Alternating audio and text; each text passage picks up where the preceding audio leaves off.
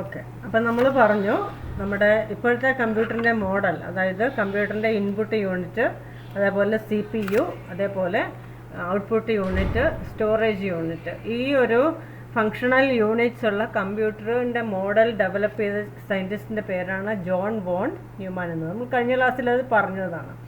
ഇനി കമ്പ്യൂട്ടറിൻ്റെ പ്രധാനപ്പെട്ട ഭാഗങ്ങൾ നമുക്കറിയാം ഏതൊക്കെയാണ് കമ്പ്യൂട്ടർ നമ്മൾ കഴിഞ്ഞ ദിവസം അത് ഈ ഭാഗം നമ്മൾ കഴിഞ്ഞ ദിവസം പഠിച്ചതാണ്. കമ്പ്യൂട്ടറിൻ്റെ പ്രധാനപ്പെട്ട ഭാഗങ്ങളായിട്ട് വരുന്നത് ഇൻപുട്ട് യൂണിറ്റ് ഉണ്ട്, ദെൻ CPU, അതായത് central processing unit, then storage unit, then output unit. ഈ 4 എണ്ണമാണ് കമ്പ്യൂട്ടറിൻ്റെ ഏറ്റവും പ്രധാനപ്പെട്ട ഭാഗങ്ങളായിട്ട് വരുന്നത്.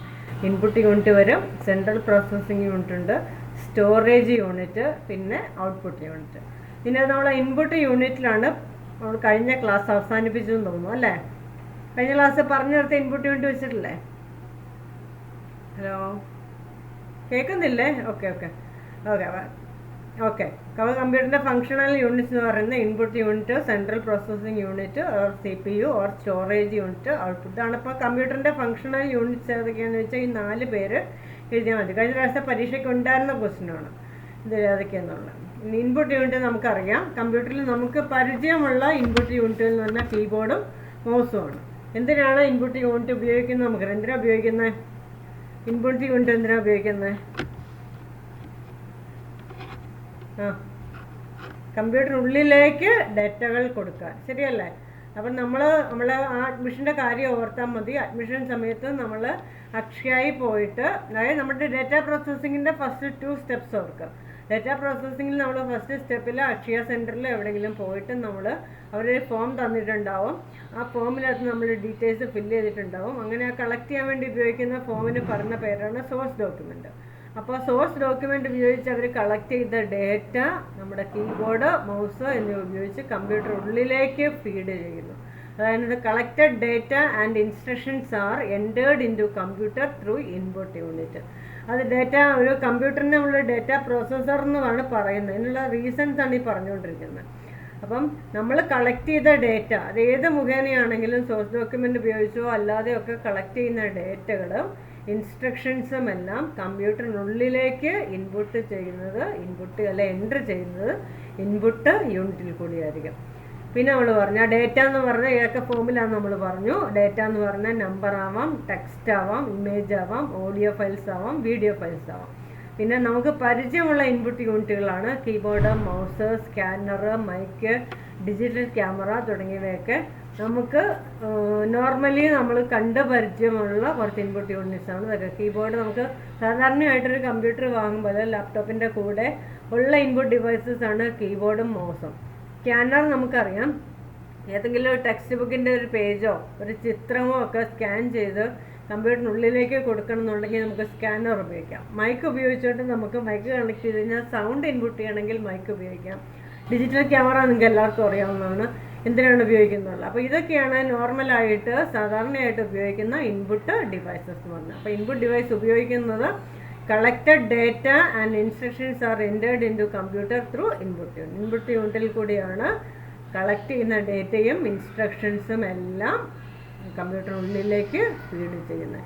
ആ ഡേറ്റ എന്ന് പറയുന്നത് നമ്പറായിട്ടോ ടെക്സ്റ്റായിട്ടോ ഇമേജായിട്ടോ ഓഡിയോ ഫയൽസായിട്ടോ വീഡിയോ ഫയൽസായിട്ടോ ഒക്കെ വരാം. ദെൻ ഇൻപുട്ട് യൂണിറ്റിൻ്റെ ഫങ്ഷൻസ് നമ്മൾ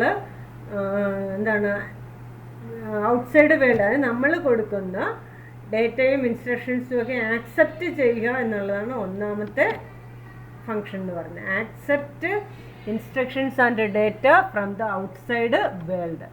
പിന്നെ ചെയ്യുന്നതെന്ന് വെച്ചാൽ നമുക്കറിയാം നമ്മൾ കൊടുക്കുന്ന ഡേറ്റ ഒന്നെങ്കിൽ ലെറ്റേഴ്സ് ആയിട്ടോ വേർഡ്സ് ആയിട്ടോ നെയിംസ് ആയിട്ടോ ഒക്കെ ആയിരിക്കും കൊടുക്കുക.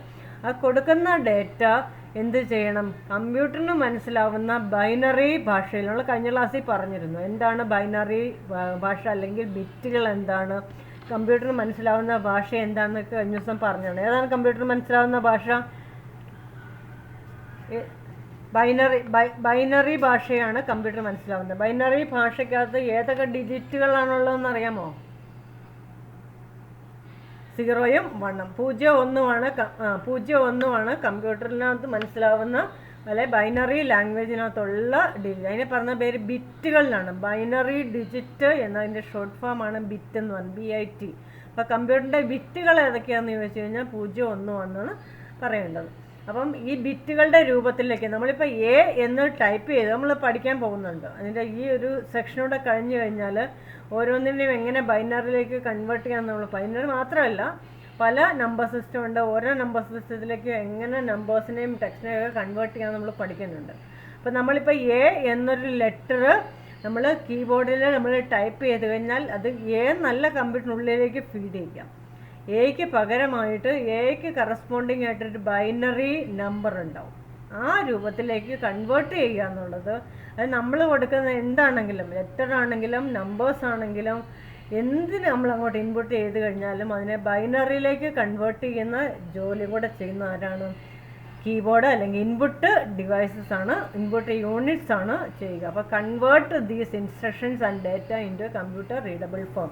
നമ്മൾ കഴിഞ്ഞ ക്ലാസ്സിൽ പറഞ്ഞാണ് കമ്പ്യൂട്ടർ എന്ന് പറയുന്നത് ഒരു സ്ട്രിക്ട്ലി ആൻ ഇലക്ട്രോണിക് മെഷീനാണ്. ഇലക്ട്രോണിക് മെഷീൻ എന്ന് പറഞ്ഞാൽ നമുക്കറിയാം, ഏത് ഇലക്ട്രോണിക് മെഷീൻസിനും അറിയാവുന്ന രണ്ട് സ്റ്റേജ് എന്ന് പറഞ്ഞാൽ ഓൺ അല്ലെങ്കിൽ ഓഫ്. കറണ്ട് ഓൺ ആയിരിക്കുന്ന അവസ്ഥയും കറണ്ട് ഇല്ലാതിരിക്കുന്ന അവസ്ഥയും മാത്രമേ ഉള്ളൂ കമ്പ്യൂട്ടറിന് മനസ്സിലാവുള്ളൂ. കമ്പ്യൂട്ടറിനെല്ലാം ഏത് ഇലക്ട്രോണിക് ഉപകരണത്തിനും മനസ്സിലാവുന്ന രണ്ട് അവസ്ഥ എന്ന് പറയുന്നത് കറണ്ട് ഉള്ള അവസ്ഥയും കറണ്ട് ഇല്ലാത്ത അവസ്ഥയും. അല്ലെങ്കിൽ നമുക്കതിനെ വേറെ രീതിയിൽ പറയാം, ഹൈ വോൾട്ടേജും ലോ വോൾട്ടേജും എന്ന് പറയും. ആ ഹൈ വോൾട്ടേജിനെ റെപ്രസെൻ്റ് ചെയ്യാൻ വേണ്ടിയിട്ട് നമ്മൾ ഉപയോഗിക്കുന്നത്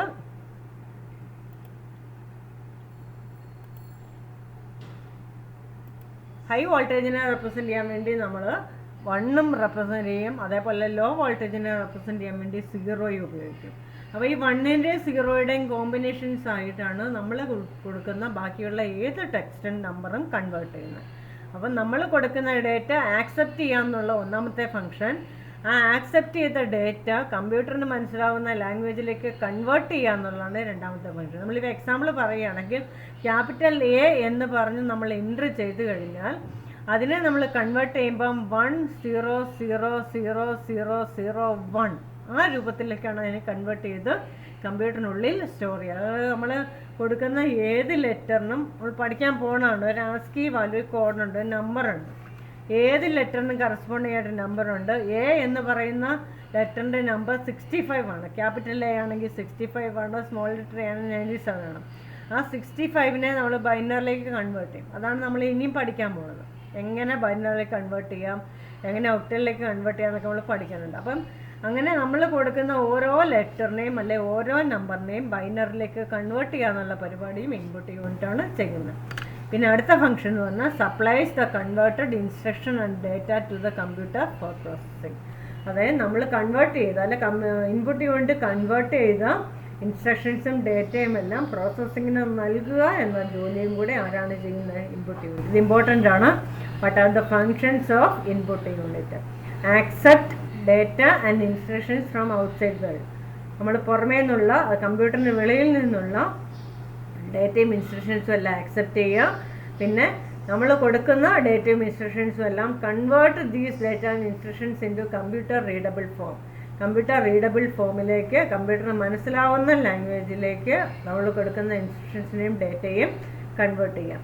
ആൻഡ് മൂന്നാമത്തെ supplies the converted instructions and data to the computer for processing. അങ്ങനെ കൺവേർട്ട് ചെയ്ത ഡേറ്റയും ഇൻസ്ട്രക്ഷൻസും പ്രോസസ്സിങ്ങിന് വേണ്ടി കൊടുക്കുക. ക്ലിയർ ആയോ?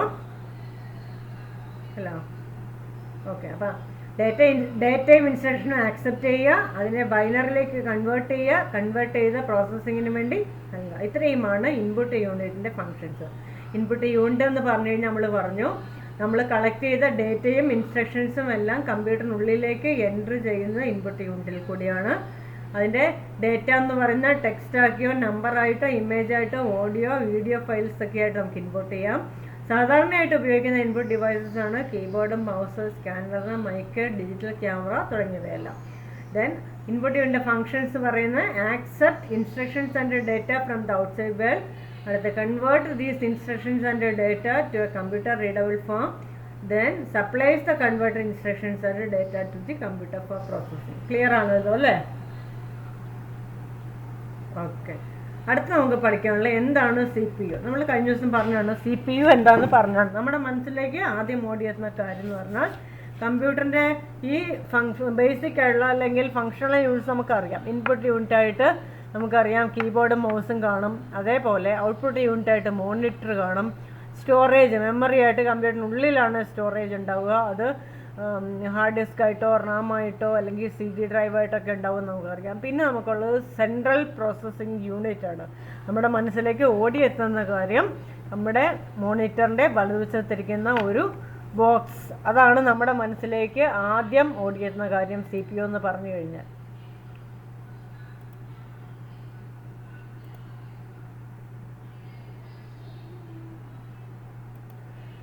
അപ്പോൾ ശരി, നമ്മൾ കഴിഞ്ഞ ദിവസം പറഞ്ഞിരുന്നു CPU എന്ന് പറയുന്ന ആ ബോക്സ് എന്ന് പറയുന്നത് ശരിയല്ലേ? അതല്ലാന്ന് ഇത്ര നാൾ CPU എന്ന് പറഞ്ഞ് വിചാരിച്ചുകൊണ്ടിരുന്നേ അല്ലേ? അപ്പം ശരിക്കും പറഞ്ഞാൽ CPU എന്ന് പറഞ്ഞാൽ അതല്ല. അതിനകത്ത് ഒരുപാട് പാർട്ടുകൾ ഇൻ്റഗ്രേറ്റ് ചെയ്തിട്ടുണ്ട്. മെമ്മറി ഉണ്ട്, അതിനകത്ത് ഹാർഡ് ഡിസ്ക് ഉണ്ട്, റാം ഉണ്ട്, അതേപോലെ CD ഡ്രൈവ് ഉണ്ട്. അതുപോലെയുള്ള ഒരുപാട് ഒരുപാട് ആക്സസറീസ് അല്ലെ ഒരുപാട് യൂണിറ്റുകൾ ഒരു ഇൻ്റഗ്രേറ്റ് ചെയ്യാൻ വേണ്ടിയിട്ടുള്ള അല്ലെങ്കിൽ കൂട്ടി യോജിപ്പിക്കാൻ വേണ്ടിയുള്ള അല്ലെങ്കിൽ ഇതെല്ലാം കൂടെ വെക്കാൻ വേണ്ടിയിട്ടുള്ള ഒരു ബോക്സ് മാത്രമാണ് നമ്മൾ കാണുന്ന നമ്മൾ മനസ്സിലാക്കിയിരുന്ന CPU എന്ന് പറഞ്ഞത്. അപ്പോൾ ശരിക്കും പറഞ്ഞാൽ CPU എന്ന് പറഞ്ഞാൽ അതല്ല. CPU എന്ന് പറഞ്ഞു കഴിഞ്ഞാൽ പ്രോസസ്സറാണ്. പ്രോസസ്സിങ് യൂണിറ്റ് എന്ന് പറഞ്ഞു കഴിഞ്ഞാൽ ആ പ്രോസസ്സർ കംപ്ലൈൻ്റ് ആയി കഴിഞ്ഞാൽ പിന്നെ അത് വർക്ക് ചെയ്യത്തേ ഇല്ല സിസ്റ്റം. ആ പ്രോസസ്സ് പറഞ്ഞാൽ ഒരുപാട് ചിപ്പുകളോട് കൂടി ഏകദേശം ഒരു 2 ഇഞ്ച് മാക്സിമം 2 ഇഞ്ചേ ഉള്ളൂ, 2 ഇഞ്ച് നീളവും വീതിയുമുള്ള ഒരു പ്രോഡക്റ്റ് അല്ലെങ്കിൽ ഒരു സാധനമാണ് എന്ത് പറയുന്നത് സെൻട്രൽ പ്രോസസ്സിംഗ് യൂണിറ്റ് അല്ലെങ്കിൽ പ്രോസസ്സിംഗ് യൂണിറ്റ് എന്ന് പറയുന്നത്. അത് ഇൻ്റലിൻ്റെയോ AMD അതിലാണോ അങ്ങനെ ഒരുപാട് കമ്പനികൾ പ്രോസസ്സേഴ്സ് ഇറക്കുന്നുണ്ട്. അതാണ് CPU എന്ന് പറഞ്ഞത്. അപ്പോൾ ഇനി നമ്മൾ ബാക്കി ആർക്കറിയാൻ വയ്യ, നമുക്കറിയണം പ്രോസസ്സർ എന്ന് പറയുന്നത് ആ ബോക്സ് അല്ല. ആ ബോക്സിനുള്ളിൽ മദർ ബോർഡിനുള്ളിൽ നമ്മൾ അറ്റാച്ച് ചെയ്തിരിക്കുന്ന ചെറിയൊരു യൂണിറ്റാണ് സെൻട്രൽ പ്രോസസ്സിംഗ് യൂണിറ്റ് അഥവാ CPU എന്ന് പറഞ്ഞത്. ആ CPUവിനാണ് കമ്പ്യൂട്ടറിൻ്റെ ബ്രെയിൻ എന്ന് പറയാം. ബ്രെയിനിൻ്റെ ഉദ്ദേശം എന്താ? നമ്മുടെ ബ്രെയിൻ എന്ന് പറഞ്ഞാൽ എന്താ? മനുഷ്യ ശരീരത്തിലെ ബ്രെയിൻ എന്താ? ബ്രെയിൻ എല്ലാം കൺട്രോൾ ചെയ്യുന്നു. നമ്മൾ എന്ത് സംസാരിക്കണം, നമ്മൾ നടക്കണോ കിടക്കണോ ഇരിക്കണോ ഉറങ്ങണോ നമ്മൾ പഠിക്കണോ വേണ്ടിയുള്ള നമ്മുടെ സകല കാര്യങ്ങളും കൺട്രോൾ ചെയ്യുന്നവരാണ് ബ്രെയിനാണ്. ആ ബ്രെയിനിലേക്ക് ഒരുപാട് വെയിൻസ് ഉണ്ട്. നമ്മളിപ്പോൾ ഒരു സ്റ്റെപ്പ് മുമ്പോട്ട് വെക്കണമെങ്കിൽ ആ വെക്കാനുള്ള സിഗ്നൽ ബ്രെയിനിൽ നിന്ന് എത്തിയാൽ മാത്രമേ നമുക്ക് മുമ്പോട്ട് സ്റ്റെപ്പ് വെക്കാൻ പറ്റുള്ളൂ. ആ വെയിന് അല്ലെങ്കിൽ ആ ഞരമ്പിന് എന്തെങ്കിലും പ്രശ്നങ്ങൾ വരുമ്പോഴാണ് നമുക്ക് നടക്കാൻ ബുദ്ധിമുട്ട് വരുന്നത്. നമ്മുടെ കണ്ണിലേക്ക് ഒരു വെയിൻ പോകുന്നുണ്ട്. ആ കണ്ണിലേക്ക് തലച്ചോറിന് പോകുന്ന വെയിൻ എന്തെങ്കിലും പ്രോബ്ലം വരുമ്പോഴാണ് കാഴ്ചയ്ക്ക് പ്രശ്നം വരുന്നത്. അതേപോലെ നമ്മുടെ ചെവിയിലേക്ക് ഒരു വെയിൻ പോകുന്നുണ്ട്. വെയിൻ എന്ന് പറഞ്ഞാൽ ഞരമ്പ് അത് പോകുന്നുണ്ട്. അതിനെന്തെങ്കിലും പ്രശ്നം വരുമ്പോഴാണ് കേൾവിക്ക് ബുദ്ധിമുട്ട് വരുന്നത്. ഇങ്ങനെ നമ്മുടെ ശരീരത്തിലുള്ള ഓരോ അവയവവും കൺട്രോൾ ചെയ്യുന്നത് നമ്മുടെ തലച്ചോറാണ്. അതേപോലെ തന്നെ കമ്പ്യൂട്ടറിൻ്റെ എല്ലാ പ്രവർത്തനങ്ങളെയും നിയന്ത്രിക്കുന്നവരാണ് CPU ആണ്. അതുകൊണ്ട് നമുക്ക് എന്ത് പറയാം? CPUവിനെ കമ്പ്യൂട്ടറിൻ്റെ ബ്രെയിൻ ഓഫ് ദ കമ്പ്യൂട്ടർ എന്ന് പറയാം. അതിന് പറയാനുള്ള കാരണം ഇതാണ്. All major calculations comparisons are made inside CPU. എല്ലാ കാൽക്കുലേഷൻസും കമ്പാരിസൺസും ചെയ്യുന്നത് എവിടെയാണ്? CPU. ആ പ്രോസസ്സറിനുള്ളിലാണ്. പ്രോസസ്സർ പറയുമ്പോൾ നമ്മൾ മനസ്സിൽ ഉണ്ടാവേണ്ടത് എന്നാണ് പറഞ്ഞു. അപ്പോൾ ആ പ്രോസസ്സറിനുള്ളിലാണ് എല്ലാ കാൽക്കുലേഷൻസും കമ്പാരിസണും ചെയ്യുന്നത്. അതേപോലെ CPU ആണ് നമ്മുടെ ബാക്കിയുള്ള എല്ലാ പാർട്സിൻ്റെയും ഓപ്പറേഷൻസ് കൺട്രോൾ. നമ്മുടെ ശരീരത്തിൻ്റെ എല്ലാ അവയവങ്ങളുടെയും പ്രവർത്തനങ്ങൾ നിയന്ത്രിക്കുന്ന നമ്മുടെ തലച്ചോറാണ് എന്ന് പറയുന്നത് പോലെ തന്നെ കമ്പ്യൂട്ടറുമായിട്ട് അറ്റാച്ച് ചെയ്തിട്ടുള്ള എല്ലാ പാർട്ടുകളെയും ഓപ്പറേഷൻസ് നിയന്ത്രിക്കുന്നവരാണ് CPU ആണ്. CPU controls the operations of other parts of computer. കമ്പ്യൂട്ടറിൻ്റെ ബാക്കിയുള്ള എല്ലാ പാർട്ടിനും കീബോർഡ്, മൗസ്, മോണിറ്റർ, അതേപോലെ ഹാർഡ് ഡിസ്ക്, റാം, അതുപോലെയുള്ള എല്ലാ സംഭവങ്ങളും അതിൻ്റെ എല്ലാത്തിൻ്റെയും ഓപ്പറേഷൻസ് കൺട്രോൾ ചെയ്യുന്ന CPU ആണ്. അപ്പോൾ CPU നിന്ന് പോയി കഴിഞ്ഞാൽ CPUവിൻ്റെ പ്രവർത്തനം തടസ്സപ്പെടുത്തി കഴിഞ്ഞാൽ ബാക്കിയുള്ള ഒന്നും വർക്ക് ചെയ്യുന്നില്ല. നമ്മുടെ ബ്രെയിൻ പോയ ബ്രെയിൻ ഡെത്ത് എന്ന് പറഞ്ഞാൽ പിന്നെ എന്തെങ്കിലും ഉണ്ടോ? നമുക്ക് ജീവനുണ്ടോ? ഇല്ല. അതാണ് നമ്മൾ പറയുന്നത്. ഈ ബ്രെയിൻ ഡെത്ത് വന്നു കഴിഞ്ഞാൽ പിന്നെ നമ്മുടെ ബാക്കി ശരീരത്തിന് നമ്മുടെ കിഡ്നി ഓക്കെയാണ്, ഹൃദയം ഓക്കെയാണ്, കരൾ ഓക്കെയാണ്, അതേപോലുള്ള എല്ലാ സംഭവങ്ങളും ഓക്കെയാണ്. ഈ ബ്രെയിൻ ഡെത്ത് ആയി കഴിഞ്ഞാൽ പിന്നെ നമുക്ക് അനങ്ങാൻ പറ്റാണ്ട് വരും. അതുകൊണ്ടാണ് ഈ ബ്രെയിൻ ഡെത്ത് സംഭവിച്ചു കഴിഞ്ഞാൽ ഒരു കുറച്ച് സമയം കൂടെ നമ്മുടെ ശരീരത്തിൽ ഈ അവയവങ്ങളൊക്കെ ഉണ്ടായും കുറച്ചുകൂടെ ഫങ്ഷൻ ചെയ്യും. അതുകൊണ്ടാണ് നിശ്ചയ സമയത്തിനുള്ളിൽ നമ്മൾ ബ്രെയിൻ ഡെത്ത് വന്നു കഴിഞ്ഞാൽ നമ്മുടെ ശരീരത്തിലെ അവയവങ്ങൾ നമുക്ക് ദാനം ചെയ്യാൻ പറ്റുന്നത്. ഓക്കെ അല്ലേ? നമ്മൾ കേട്ടിട്ടുള്ളതല്ലേ ബ്രെയിൻ ഡെത്ത് സംഭവിച്ചവരുടെ ഇപ്പോൾ ആക്സിഡൻറ്റിലൊക്കെ ബ്രെയിനിലാണ് നമുക്ക് ശരിക്കും ശ്രദ്ധ സംഭവിച്ചതെങ്കിൽ ബ്രെയിൻ ഡെത്തായി കഴിഞ്ഞാൽ കുറേ സമയം, ഒരു 4-5 മണിക്കൂർ കൂടെ, മാക്സിമം 7 തോന്നുന്നു, 6 മണിക്കൂർ കൂടെ നമ്മുടെ ശരീരത്തിലെ ബാക്കി അവയവങ്ങൾ പ്രവർത്തിക്കുന്നുണ്ടാവും. പക്ഷേ കാര്യമില്ല, ബ്രെയിൻ ഡെത്തായി കഴിഞ്ഞാൽ പിന്നെ നമുക്ക് ബാക്കി എന്തൊക്കെ പ്രവർത്തിക്കുന്നു കാര്യം, ഒരു 6-7 മണിക്കൂറിനുള്ളിൽ ബാക്കിയുള്ള എല്ലാ അവയവങ്ങളും നമുക്ക് എന്ത് ചെയ്യും, അതിൻ്റെ ചലനം നിൽക്കുന്നു. അതുകൊണ്ടാണ് ഇത്ര സമയത്തിനുള്ളിൽ അവയവം മാറ്റുമെന്ന് പറയാനുള്ള കാരണം അതാണ്. പണ്ട് നിങ്ങൾ ആ ഒരു ട്രാഫിക്കിൻ്റെ സിനിമയൊക്കെ കണ്ടിട്ടുണ്ട്. ഇപ്പോൾ സ്ഥിരമുണ്ട് പത്രത്തിൽ അവയവം ഇന്ന് തിരുവനന്തപുരത്ത് നിന്ന് കോഴിക്കോടേക്ക് ഈയിടെ സംഭവിച്ചല്ലേ, തിരുവനന്തപുരം കോഴിക്കോടേക്കാന്ന് തോന്നുന്നു, ഹെലികോപ്റ്റർ, സർക്കാരിൻ്റെ ഹെലികോപ്റ്ററിൽ ഹൃദയം എത്തിച്ച വാർത്തയൊക്കെ കേട്ടതല്ലേ ഇല്ലേ? ട്രാഫിക് ഫിലിം കണ്ടല്ലേ, ഹൃദയം കൊണ്ട് പാലക്കാട് നിന്ന് എറണാകുളത്തേക്ക് വണ്ടി ഓടിയ നിങ്ങൾ കണ്ടല്ലേ? അപ്പം അതുകൊണ്ട് അതിൻ്റെ ഈ നിശ്ചയ സമയത്തിനുള്ളിൽ ആ സമയത്ത് എത്തിക്കാൻ വേണ്ടിയിട്ട് നമ്മൾ കണ്ടതാണ് ആ സിനിമയിൽ. ആ നിശ്ചയ സമയത്ത് എത്തിക്കാൻ വേണ്ടിയിട്ടുള്ള ഓട്ടം നമ്മൾ കണ്ടതാണ്. എൻ്റെ കാരണം ഇതാണ്, നമ്മളൊരു ഇത് എടുത്തു കഴിഞ്ഞാൽ അത് ഇത്ര സമയം മാത്രമേ പിന്നെ ബ്രെയിൻ ഡെത്ത് സംഭവിച്ച ഒരു വ്യക്തിയുടെ ശരീരത്തിലെ അവയവങ്ങൾ റിമൂവ് ചെയ്ത് എടുത്തു കഴിഞ്ഞാൽ അതൊരു 3-4 മണിക്കൂറിൽ കൂടുതൽ പിന്നെ പ്രവർത്തിക്കത്തില്ല. ആ സമയത്തിനുള്ളിൽ മറ്റുള്ളവരുടെ ശരീരത്തിൽ വെച്ച് പിടിപ്പിച്ച് അത് പ്രവർത്തനം തുടങ്ങിയിരിക്കണം. അതേപോലെ തന്നെ കമ്പ്യൂട്ടറിൻ്റെ ആണെങ്കിലും പ്രോസസ്സർ കംപ്ലൈൻ്റ് ആയി കഴിഞ്ഞാൽ, പ്രോസസ്സറിന് എന്തെങ്കിലും പ്രോസസ്സിങ് യൂണിറ്റിന് എന്തെങ്കിലും സംഭവിച്ചു കഴിഞ്ഞാൽ പിന്നെ എന്ത് സംഭവിക്കും, ബാക്കി അതിനകത്ത് എന്തൊക്കെ ഉണ്ടെന്ന് പറഞ്ഞിട്ടും കാര്യമില്ല, ആ സിസ്റ്റം പിന്നെ വർക്ക് ചെയ്യില്ല. പിന്നെ ചെയ്യാവുന്ന കാര്യം എന്താ, ബ്രെയിൻ ഡെത്ത് സംഭവിച്ചവരുടെ ബാക്കിയുള്ള അവയവങ്ങൾ മാറ്റി മറ്റൊരാളുടെ ശരീരത്തിൽ വെച്ച് പിടിപ്പിക്കുന്ന പറഞ്ഞ പോലെ നമ്മുടെ സിസ്റ്റത്തിൻ്റെ പ്രോസസ്സറാണ് കംപ്ലൈൻ്റ് എങ്കിൽ നമുക്ക് പിന്നെ എന്ത് ചെയ്യാൻ പറ്റും, വേറെ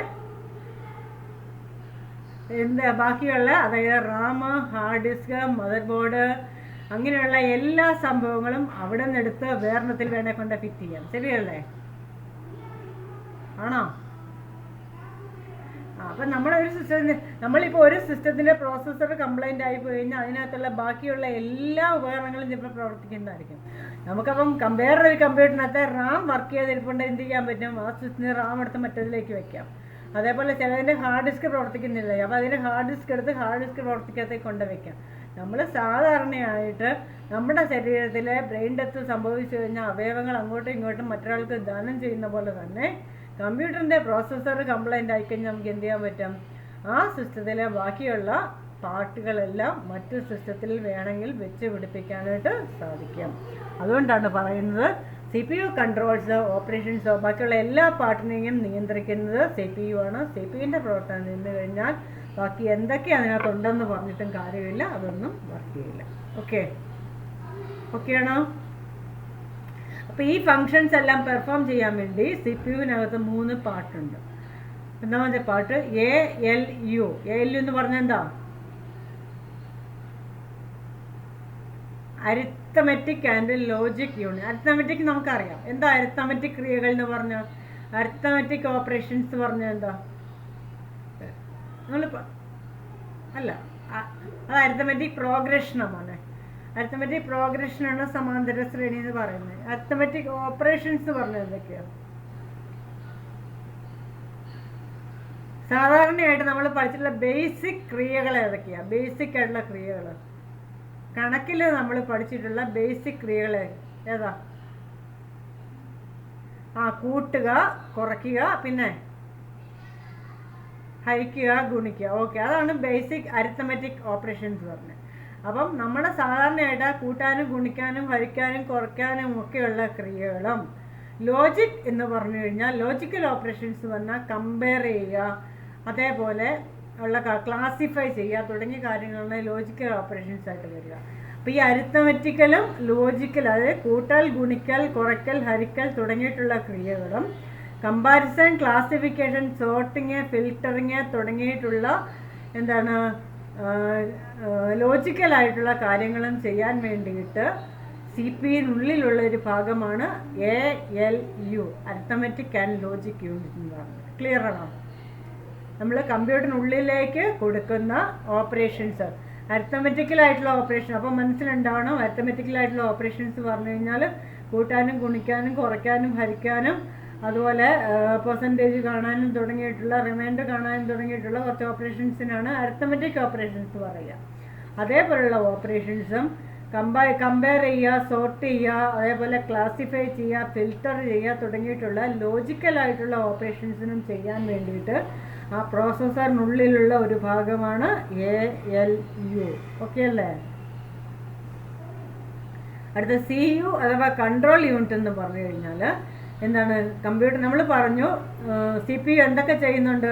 എല്ലാ കാൽക്കുലേഷൻസും കമ്പാരിസണും ചെയ്യുന്നുണ്ട്. അപ്പോൾ കാൽക്കുലേഷനും കമ്പാരിസണും ചെയ്യുന്ന CPU ഭാഗമാണ് ALU. അടുത്ത നമ്മൾ പറഞ്ഞത് എന്താണെന്ന് നോക്കിയേ, CPU controls the operations of other part of computer. ബാക്കിയുള്ള എല്ലാ പാർട്ടിൻ്റെ ഓപ്പറേഷൻസ് കൺട്രോൾ ചെയ്യുന്ന CPU ആണ്.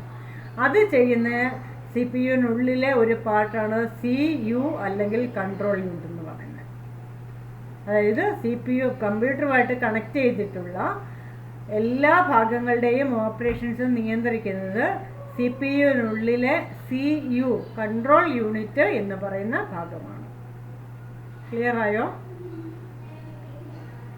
അതായത് CPUവിന് നമ്മൾ ഈ മുകളിൽ പറഞ്ഞിരിക്കുന്ന ഫങ്ഷൻസ് ചെയ്യാൻ വേണ്ടി, അതായത് എല്ലാ കാൽക്കുലേഷൻസും കമ്പാരിസണും ചെയ്യണം, ബാക്കിയുള്ള പാർട്ടിൻ്റെ ഓപ്പറേഷൻസ് മുഴുവൻ കൺട്രോൾ ചെയ്യണം. ഈ കാര്യങ്ങളൊക്കെ ചെയ്യാൻ വേണ്ടിയിട്ട് CPUവിനുള്ളിൽ 3 കമ്പോണൻസ് ഉണ്ടെന്ന് പറഞ്ഞിരിക്കുന്നത്. Functions of CPU is performed by 3 components എന്ന് പറഞ്ഞിരിക്കുന്നത്.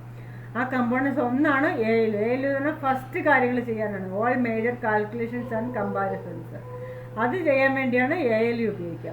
രണ്ടാമത്തെ CPU controls the operations of other part of computer. കമ്പ്യൂട്ടറിൻ്റെ ബാക്കിയുള്ള എല്ലാ പാർട്ടുകളെയും കൺട്രോൾ ചെയ്യുന്നത് CPU ചെയ്യുന്നുണ്ട്. അത് ചെയ്യുന്ന ഭാഗമാണ് CU എന്ന് പറയുന്നത്, കൺട്രോൾ യൂണിറ്റും ALU. പിന്നെ നിങ്ങൾ ഇതുവരെ പഠിച്ചിട്ടും കേൾക്കാത്തൊരു വാക്കായിരിക്കും രജിസ്റ്റർ എന്ന് പറയുന്നത്. കേട്ടിട്ടുണ്ടോ? കമ്പ്യൂട്ടർ പഠിച്ചിട്ട് എവിടെയെങ്കിലും രജിസ്റ്ററിന് കേട്ടിട്ടുണ്ടോ? രജിസ്റ്റേഴ്സ് എന്ന് പറഞ്ഞാൽ പ്രോസസ്സിനുള്ളിലുള്ള ഒരു ചെറിയ മെമ്മറിയാണ് രജിസ്റ്റർ എന്ന് പറയുന്നത്. പ്രോസസ്സറിനുള്ളിലുള്ള സാധാരണ മെമ്മറി ഉണ്ട്, റാം, ഹാർഡ് ഡിസ്ക് എന്നൊക്കെ പറഞ്ഞ CD ഡ്രൈവ്, CD എന്നൊക്കെ പറഞ്ഞ മെമ്മറി ഉണ്ട്. അത് കൂടാതെ പ്രോസസ്സറിനുള്ളിൽ, അതായത് നമ്മൾ പ്രോസസ്സ് ചെയ്യുന്ന ഡേറ്റയും അതിൻ്റെ ഇൻസ്ട്രക്ഷൻസും അതുപോലെ കമാൻഡുകളുമൊക്കെ സൂക്ഷിക്കാൻ വേണ്ടിയിട്ട് ഉപയോഗിക്കുന്ന പ്രോസസ്സറിനുള്ളിലുള്ള ഒരു താൽക്കാലിക മെമ്മറി. കാരണം ആ പ്രോസസ്സിങ് കഴിയുമ്പം ആ ഡേറ്റ അവിടെ നിന്ന് പോകും. നമ്മളിപ്പോൾ ചെയ്യാൻ കൊടുത്ത ഡേറ്റ 15 + 25 ആണെന്ന് വിചാരിക്കാം. അപ്പോൾ 15 എന്നുള്ള ഡേറ്റയും 25 എന്നുള്ള ഡേറ്റയും പ്ലസ് എന്നുള്ള ഓപ്പറേഷനും അത് ആ പ്രോസസ്സ് നടക്കുമ്പോൾ അത്രയും കാര്യങ്ങൾ എവിടെ സൂക്ഷിക്കുന്നുണ്ടാവും? പ്രോസസ്സറിനുള്ളിലുള്ള രജിസ്റ്ററിനകത്ത് സൂക്ഷിക്കുന്നുണ്ടാവും. ഡേറ്റ മാത്രമല്ല, നമ്മൾ കമ്പ്യൂട്ടറിനുള്ളിലേക്ക് ഇൻപുട്ട് ചെയ്യുന്ന ഏത് ഡേറ്റയും സ്റ്റോർ ചെയ്യുന്ന മെമ്മറിക്കകത്ത് ഓരോരോ ലൊക്കേഷൻസിലാണ്. ആ ലൊക്കേഷനൊക്കെ ഒരു എന്തുണ്ടാവും? അഡ്രസ്സ് ഉണ്ടാവും. ആ ലൊക്കേഷൻ്റെ അഡ്രസ്സ്, അതേപോലെ നമ്മൾ കൊടുക്കുന്ന ഡേറ്റ, നമ്മൾ എന്താണോ ഓപ്പറേഷനാണ് ഇൻസ്ട്രക്ഷൻ എന്ന് പറയുന്നത്, എന്ത് ഇൻസ്ട്രക്ഷനാണോ കൊടുക്കുന്നത് തുടങ്ങിയ കാര്യങ്ങളൊക്കെ പ്രോസസ്സിങ് നടന്നുകൊണ്ടിരിക്കുമ്പം സൂക്ഷിച്ച് വയ്ക്കുന്നത് രജിസ്റ്റേഴ്സിലേക്ക്. അപ്പോൾ രജിസ്റ്റേഴ്സ് എന്ന്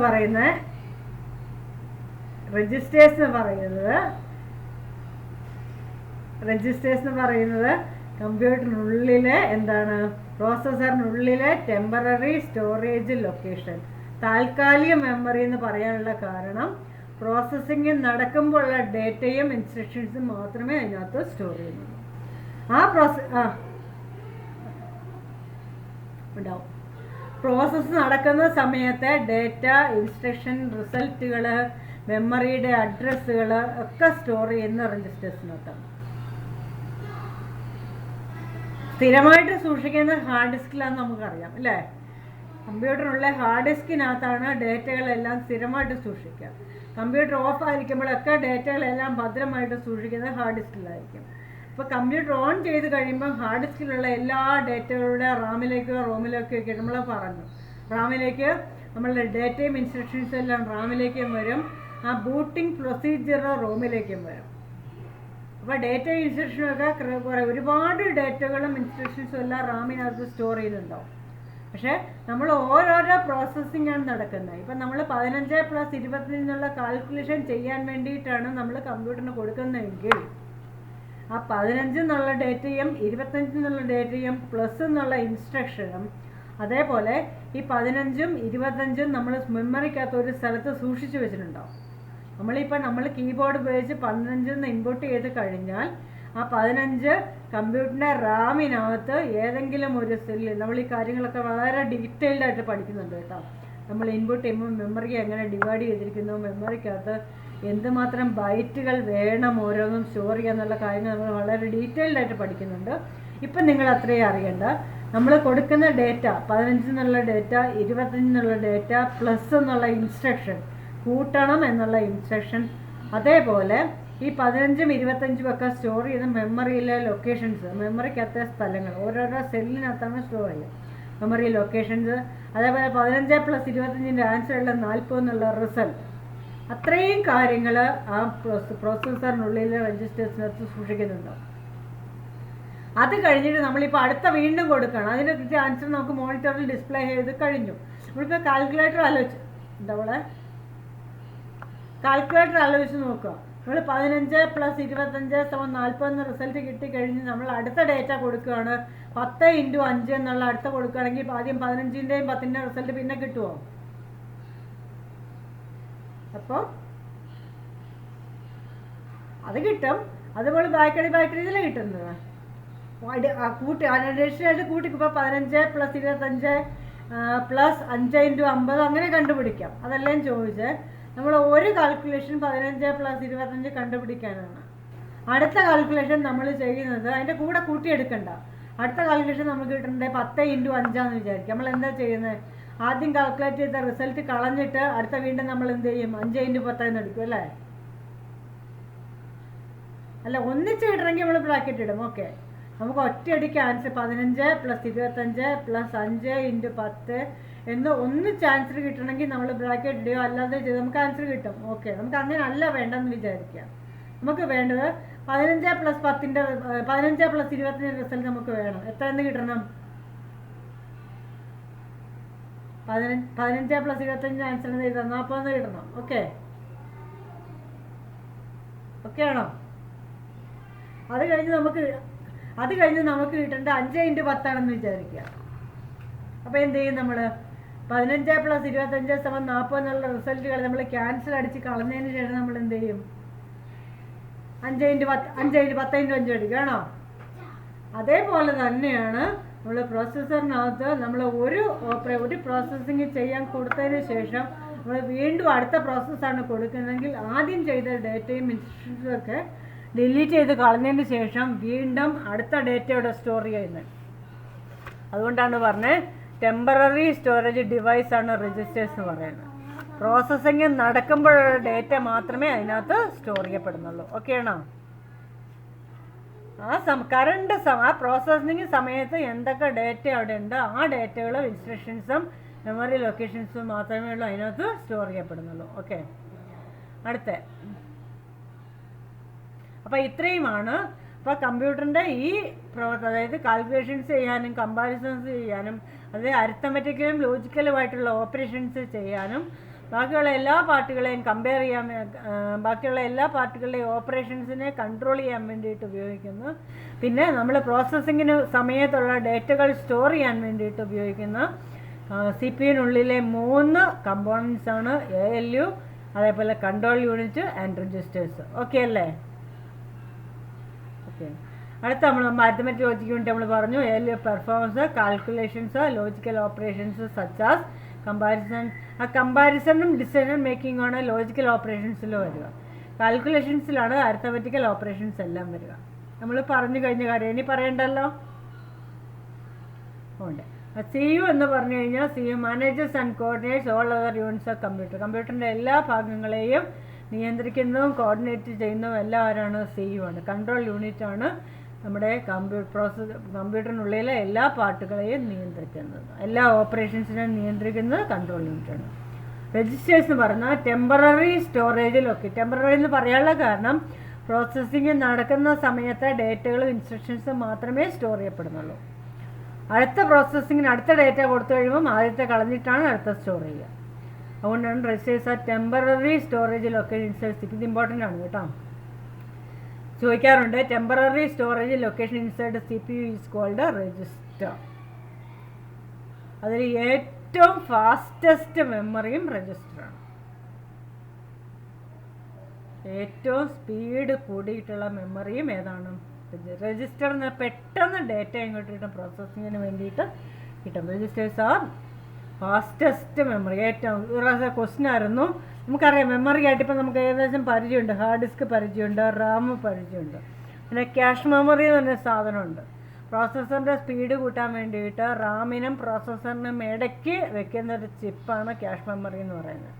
അപ്പോൾ ഈ 4 ടൈപ്പ് മെമ്മറിയാണ് കമ്പ്യൂട്ടറിനകത്ത് ഉണ്ടാവുക. ഹാർഡ് ഡിസ്ക് ഉണ്ടാവും, റാം ഉണ്ടാവും, ക്യാഷ് മെമ്മറി ഉണ്ടാവും, രജിസ്റ്റർ ഉണ്ടാവും. അതിനകത്ത് ഹാർഡ് ഡിസ്കും റാമും ക്യാഷ് മെമ്മറിയും മദർ ബോർഡിനകത്തായിരിക്കും. അതായത് നമ്മുടെ കമ്പ്യൂട്ടറിൻ്റെ എല്ലാ കമ്പോണൻസും ഒരു ഇൻറ്റഗ്രേറ്റ് ചെയ്യുന്നൊരു ബോർഡാണ് മദർ ബോർഡ് എന്ന് പറയുന്നത്. ആ ഹാർഡ് ഡിസ്കും റാമും അതുപോലെ ക്യാഷ് മെമ്മറിയും മദർ ബോർഡിലാണ് അറ്റാച്ച് ചെയ്യുക. രജിസ്റ്റർ മാത്രം പ്രോസസ്സറിനുള്ളിലാണ് ചെയ്യുക. അപ്പം 4 ടൈപ്പ് മെമ്മറി ഉണ്ട്. ഈ 4 ടൈപ്പ് മെമ്മറിയിൽ ഏറ്റവും സ്പീഡ് കൂടിയ മെമ്മറിയാണ് ഏത്? രജിസ്റ്റേഴ്സ് പറയുന്നത്.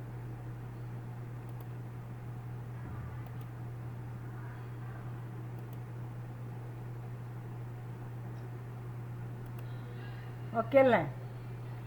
ഏറ്റവും സ്പീഡ് കൂടിയ മെമ്മറിയാണ്. ഓക്കെ, ഏറ്റവും കൂടിയ സ്പീഡ് കൂടിയ മെമ്മറിയാണ് registers memory. Registers are designed to store unique items like data, instructions, memory address, result etcetera. അപ്പം നേരത്തെ പറഞ്ഞ കാര്യം ക്ലിയർ ആയോ? ഡേറ്റ സൂക്ഷിക്കാം. നമ്മൾ 15 + 25 = 40 എന്നുള്ള ആൻസർ കിട്ടുമ്പം 15ഉം 25ഉം ഡേറ്റയാണ്, പ്ലസ് എന്നുള്ള ഇൻസ്ട്രക്ഷനാണ്, 40 എന്നുള്ള റിസൾട്ടാണ്. മെമ്മറി അഡ്രസ്സ് എന്ന് പറഞ്ഞു കഴിഞ്ഞാൽ ഈ 15ഉം 25ഉം പ്ലസും 40ഉം ഒക്കെ സ്റ്റോർ ചെയ്തിരിക്കുന്ന മെമ്മറിക്കകത്തെ ഓരോ ലൊക്കേഷൻസ്, ഓരോ അഡ്രസ്സിനാണ് മെമ്മറി അഡ്രസ്സ്. നമ്മൾ വളരെ ഡീറ്റെയിൽഡായിട്ട് പഠിക്കുന്നുണ്ട് എന്താണ് മെമ്മറി അഡ്രസ്സ് എന്നുള്ളത്. ഓക്കെ അല്ലേ? അപ്പോൾ registers are designed to store unique items like data, instructions, memory address and result etcetera. Okay, അപ്പോൾ നമുക്ക് ഇന്ന് ഇവിടം കൊണ്ട് നമുക്ക് വൈൻഡ് അപ്പ് ചെയ്യാം. ഇൻപുട്ട് യൂണിറ്റ് എന്താണ്, അതേപോലെ സെൻട്രൽ പ്രോസസ്സിംഗ് യൂണിറ്റ് എന്താണ്. ഇൻപുട്ട് യൂണിറ്റ് എന്ന് പറഞ്ഞു കഴിഞ്ഞാൽ നമുക്കറിയാം കമ്പ്യൂട്ടറിനുള്ളിലേക്ക് ഡേറ്റകൾ ഫീഡ് ചെയ്യാൻ ഉപയോഗിക്കുന്നതാണ് ഇൻപുട്ട് യൂണിറ്റ് എന്ന് പറയുന്നത്. ആ ഡേറ്റ എന്ന് പറയുന്നത് ടെക്സ്റ്റ് ആയിട്ടോ, നമ്പർ ആയിട്ടോ, ഇമേജ് ആയിട്ടോ, ഓഡിയോ ആയിട്ടോ, വീഡിയോ ആയിട്ടൊക്കെ എന്ത് വരാം, ഡേറ്റ വരാം. അതേപോലെ സാധാരണയായിട്ട് ഉപയോഗിക്കുന്ന ഇൻപുട്ട് ഡിവൈസസ് എന്ന് പറയുന്നത് ഏതൊക്കെയാണ്? Keyboard, mouse. ഇപ്പോൾ നമ്മൾ ഉപയോഗിക്കുകയാണെങ്കിൽ ഹെഡ്ഫോൺ ഉപയോഗിച്ചിട്ടുള്ളത് ഇൻപുട്ട് ഡിവൈസാണ്, അതിനെ മൈക്ക് എന്ന് പറയാം. അതേപോലെ സ്കാനർ ഉപയോഗിക്കാം. ഇനിയുണ്ട്, നമുക്ക് ഗെയിം കളിക്കണേ ജോയ്സ്റ്റിക്ക് ഉപയോഗിക്കാം. അതേപോലെ നമ്മളിപ്പോൾ ATM മെഷീൻ കണ്ടു കഴിഞ്ഞാൽ ടച്ച് പാഡില്ല. ATM ചെയ്ത് നമ്മൾ എന്താ ചെയ്യുന്നത്? ഒരു ടച്ച് സ്ക്രീൻ ഉണ്ടല്ലോ. അവർ മൊബൈലിലാണെങ്കിൽ ടച്ച് പാഡുണ്ട്, അതേപോലെ ലാപ്ടോപ്പിലാണെങ്കിൽ ടച്ച് പാഡുണ്ട്. അങ്ങനെ ഒരുപാട് ഇൻപുട്ട് ഡിവൈസസുകളെ കുറിച്ച് നമ്മൾ അടുത്ത ചാപ്റ്ററിൽ പഠിക്കുന്നുണ്ട്. പിന്നെ ഇൻപുട്ട് യൂണിറ്റ് ഫങ്ഷൻസ് എന്ന് പറയുന്നത് ഡേറ്റയും ഇൻസ്ട്രക്ഷനും ആക്സെപ്റ്റ് ഡേറ്റ ആൻഡ് ഇൻസ്ട്രക്ഷൻസ്, അതേപോലെ convert these instructions and data into computer readable form, then supplies the converter instructions and data to the computer for processing. Clear ആണല്ലോ അല്ലേ? ഓക്കെ, അടുത്ത central processing unit എന്ന് പറഞ്ഞാൽ നമുക്കറിയാം CPU എന്ന് പറഞ്ഞ computer ബ്രെയിനാണ്. നമ്മൾ കാര്യങ്ങളൊക്കെ പറഞ്ഞാണ്. എല്ലാ കാൽക്കുലേഷൻസും കമ്പാരിസൺസും ചെയ്യുന്നത് CPU-നുള്ളിലാണ്. എല്ലാ പാർട്ടുകളുടെയും ഓപ്പറേഷൻസ് കൺട്രോൾ ചെയ്യുന്നതും CPU-നുള്ളിലാണ്. ഈ ഫങ്ഷൻസ് എല്ലാം ചെയ്യാൻ വേണ്ടി CPU-ന് 3 പാർട്ടുണ്ട്: ALU, CU and registers. ALU എന്ന് പറഞ്ഞാൽ അരിത്തമെറ്റിക്കലും ലോജിക്കലുമായിട്ടുള്ള എല്ലാ കാൽക്കുലേഷൻസും ചെയ്യുന്നത് ആരാണ്? ALU ആണ്. CU എന്ന് പറഞ്ഞു കഴിഞ്ഞാൽ കമ്പ്യൂട്ടറുമായിട്ട് അറ്റാച്ച് ചെയ്തിട്ടുള്ള എല്ലാ പാർട്ടുകളുടെയും ഓപ്പറേഷൻസ് കൺട്രോൾ ചെയ്യുന്നത് CU ആണ്.